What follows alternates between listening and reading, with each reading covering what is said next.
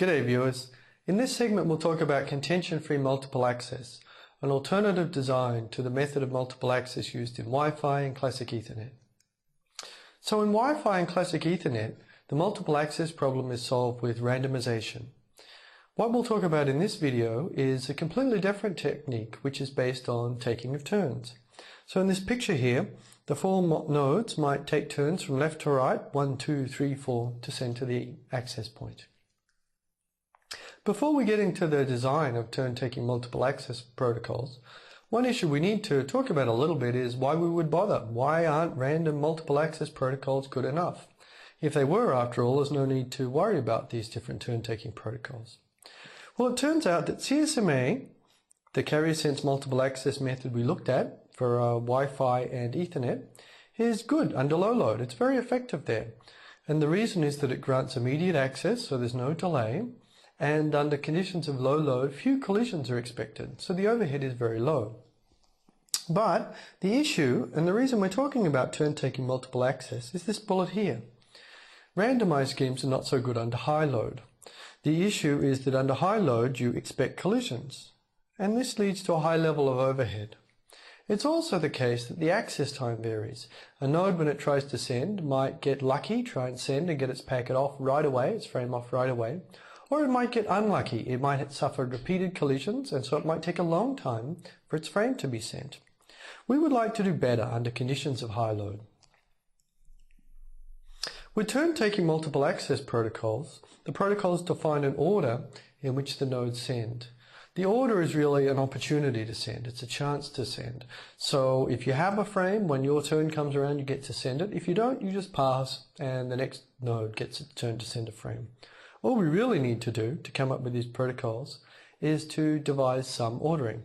I'll talk about one on the next slide, a method called token ring. But you can imagine other methods. For instance, the nodes could use their addresses to impose an ordering from lowest to highest, or vice versa, in terms of who gets to send next. So with token ring, the physical topology is used to provide the ordering. The nodes are wired together in a circle, in a ring. And then a special frame called the token is put on and sent around the ring. You can see the token here. And it's going around the ring anti-clockwise. As the token passes the nodes, it gives each node who has the token an opportunity to send. They grab the token, then they, instead of sending it on, first of all they send their frame, and after their frame has been sent, they then pass the token on to the next node, further along. So the sending order here is going to go 1, the token will go on to node 2, to node 3, 4, 5, 6, 7, 8, 9, and then we're back, and so forth. That's our order, and that's token ring in a nutshell. This kind of turn-taking protocol, token ring, as well as other turn-taking protocols, do have advantages. In this scheme, there is a fixed overhead with no collisions. The collisions are gone as a source of overhead, and in particular, we won't have an increasing number of collisions or a large number of collisions as the load gets high, just the fixed overhead. Because of this, the turn-taking protocols are more efficient under high load. We also get a regular opportunity to send. This leads to more predictable levels of service. You know that you'll get to send a packet every, say, 100 milliseconds or so. And the concept is easily extended to different qualities of service. As you might imagine, we could just allow one node to send, say, 2 frames every time it got an opportunity to send, instead of 1. That way, we get to send twice as much traffic as another node, if it was a high priority node, for instance. There are some disadvantages, though. And the principal disadvantage is this, complexity.